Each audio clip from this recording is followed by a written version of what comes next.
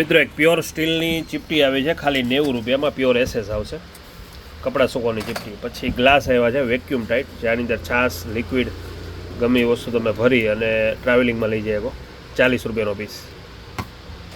પછી ડબ્બી નાની નાની આવી છે 10 રૂપિયામાં ડબ્બી. પછી સાબુદાની આવી છે, 2 સાબુ રહે ને એવી બોક્સવાળી સાબુદાની 40 રૂપિયામાં. સાબુ આવ્યા છે 80 રૂપિયાના 5, જે પહેલાં 80ના 4 આવતા, હવે 80ના 5 આવશે. 4 અને 1 ફ્રી છે. પછી શેમ્પુ આવ્યો છે, જે આમાં અલગ અલગ 4 થી 5 ફ્લેવર આવશે. 99 રૂપિયાનું શેમ્પુ. ન મજા આવે તો તોડેલી બોટલ પાછી એટલી ગેરંટી આવશે. 99 રૂપીસ.